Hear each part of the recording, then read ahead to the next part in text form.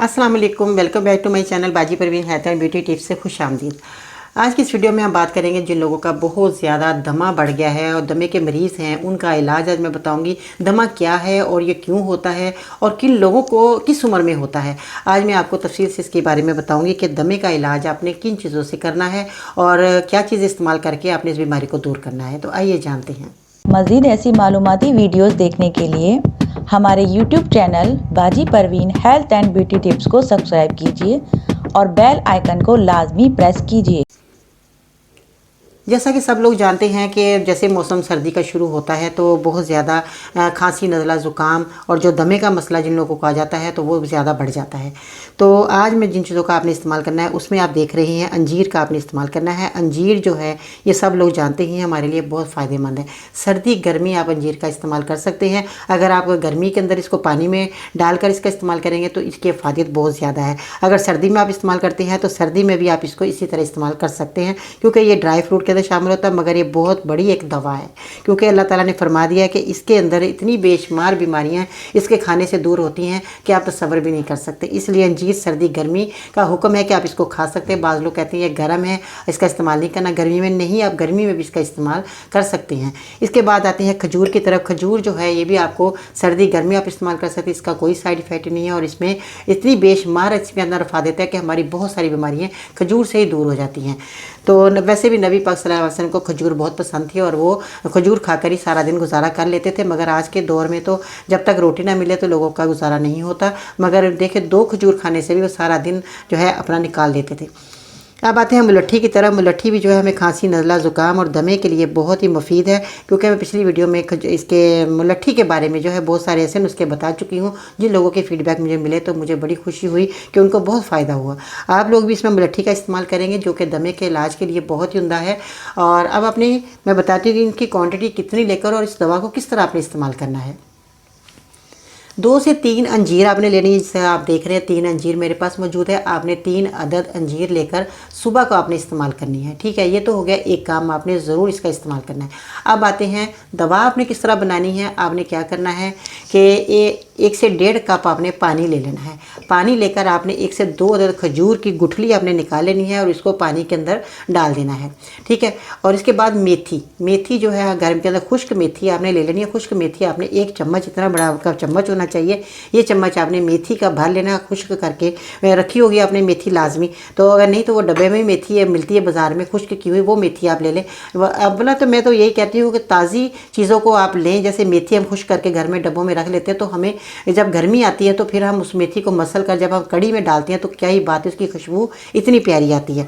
तो आप भी मेथी को लें और उसको सुखा कर रख लें। मैंने बहुत सारी पिछली वीडियो में ये भी कह चुकी हूँ, आप जो है फ्रूट खाते हैं उनके जो छिलके हैं वो आपके लिए बहुत फ़ायदेमंद है। अगर सब्ज़ी है, आलू है, इनके छिलके हमारे लिए बहुत फ़ायदेमंद है। इस तरह मैं बताती रहती हूँ कि आप छिलकों को महफूज कर लिया करें। बीजों को आप निकाल कर उसको सुखा कर रख लीजिए। तरबूज के बीज है, खरबूजे के बीज हैं, इनको आप सुखा कर रखेंगे। अनार के छिलके, इन सब की चीज़ों को अगर सुखा कर रखते हैं तो बहुत फ़ायदा होता है। तो ये लोग जब फ़ायदा होता है तो वो इस्तेमाल करेंगे चीज़ें और इनको सुखा कर खुद रखेंगे।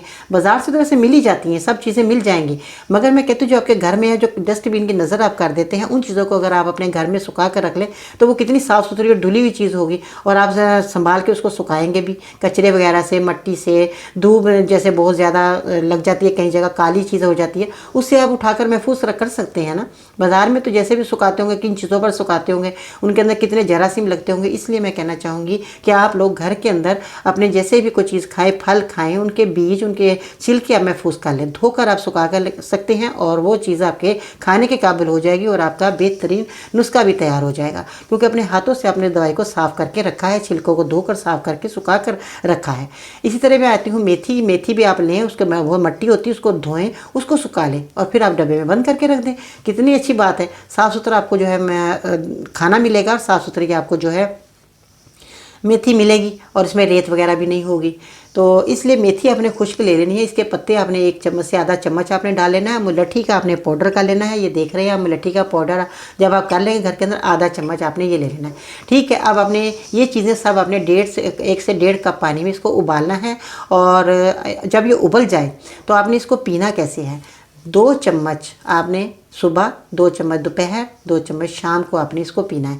और ये बेहतरीन है। खांसी के जिन लोगों को मरीज़ है वो भी खांसी के अंदर भी ये दवाई को पी सकते हैं, क्योंकि खांसी के लिए, बलगम के लिए बेहद मुफीद नुस्खा है।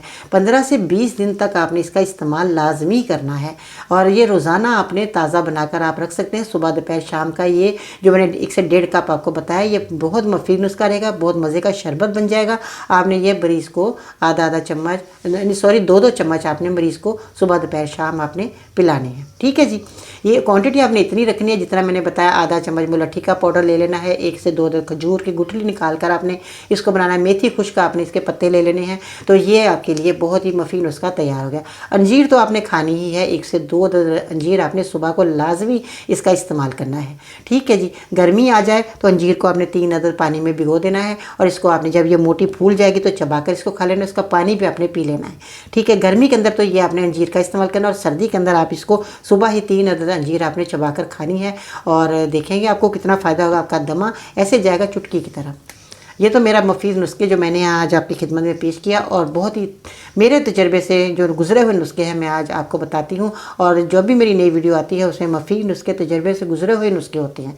आप बेफ़िक्र होकर इस्तेमाल कर सकते हैं, बेफ़िक्र होकर दूसरों को बताएं ताकि वो भी लोग जो है नुस्खों से, छोटे छोटे से नुस्खों से फ़ायदा हासिल कर सकें। यूनानी दवाएँ होती हैं ये खाते तो हैं हम, मगर दवा के तौर पर जब आप इस्तेमाल करेंगे तो आपको बहुत ज़्यादा फ़ायदा होगा। जब जहन में ये होगा कि हम दवाई खा रहे हैं तो आपको दवा के तौर पर ही आपको जो है फ़ायदा देगी और आपकी मर्ज़ जो हमेशा हमेशा के लिए ख़त्म हो जाएगा। यूनानी दवा का असूल होता है कि जब आप दवाई खाते हैं तो आपको हमेशा के लिए ये बीमारी दूर होती है। ऐसा नहीं होता कि अभी आपने खाया और जी फ़र्क हो गया और फिर दवाई को छोड़ देना। नहीं, 1-2 महीने अगर आप खा लेते हैं, ये तो मैंने आपको 15 से 20 दिन करने को कहा है, मगर आप ज़्यादा दिन इस्तेमाल कर लेते हैं तो दमा आपका हमेशा के लिए चला जाएगा। और एक बात और मैं आपको कहना चाहूँगी कि दमे के मरीज जो है गर्दो गुबार से, धुएं से, मिट्टी जैसे बहुत ज़्यादा उड़ रही हो या आप कलीन वगैरह पे झाड़ू लगा रही हैं तो उससे ज़रा आपने थोड़ा सा ये परहेज़ करना है कि आप मास्क लगा लें। काम तो घर का करना ही है, मास्क लगा लें। और हाँ, एक और बात, जब आप कपड़े धोती हैं तो उन औरतों को मैं ये कहना चाहूँगी, जब आप कपड़े सुखाती हैं तो जब हम उतारते हैं उसमें बेशुमार जो है ऐसे जो छोटे छोटे जो है गर्द वगैरह होती है जो हमारे सांस के ज़रिए जाती है और हमारे फेफड़ों को वो नुकसान देती है। आप अगर कपड़े उतारती हैं तो मास्क लगाकर उतारें, कपड़े धो रही हैं तो मास्क लगाकर कपड़े धोया करें। और अगर आप इनको तय लगाती हैं, जैसे अब कपड़े धो लिए तो उसको अब हमने इनको तय लगाकर अलमारियों में रखना है, तो जब भी आपने मास्क लगाना है। बाज़ औरतें जो है पेटी खोलती हैं, उनके अंदर उनके रज़ाइयाँ, गद्दे, कंबल वगैरह होते हैं। जब भी आपने पेटी खोले मास्क लगाकर उस पेटी को खोले, सर्दी हो या गर्मी हो आपने मास्क ज़रूर लगाना है। ये इस बात पर अमल करना है। दमे के मरीज़ों के लिए बहुत ही फ़ायदेमंद ये बात है कि आप मास्क लगाकर जो है आप काम करेंगे तो आपको बहुत ज़्यादा अच्छा रिज़ल्ट मिलेगा और आपको फ़ायदा होगा। और आप अगर पराठे बना रही हैं जब भी आपने मास्क लगाना, क्योंकि पराठों का धुआं भी हमारे फेफड़ों में सांस के ज़रिए जाता है तो हमारे सांस में तंगी होना शुरू हो जाती है। तो दवाई आप इस्तेमाल ये करते रहिएगा और मास्क आपने छोड़ना नहीं है, मास्क आपने लाजमी रखना है अपने मुँह पर। ठीक है जी। अपना ख्याल रखिएगा। और इसके साथ एक छोटी सी बात भी याद आ गई, अल्लाह का वादा है जो तेरे नसीब में है वो तुझे ज़रूर मिलेगा, चाहे 2 पहाड़ों के नीचे क्यों ना हो। जो तेरे नसीब में नहीं है वो तुझे कभी नहीं मिलेगा, चाहे वो तेरे 2 होठों के दरमियान में क्यों ना हो। अपना ख्याल रखिएगा। इसके साथ ही बाजी पर इनको इजाज़त दीजिएगा। अल्लाह हाफिज़।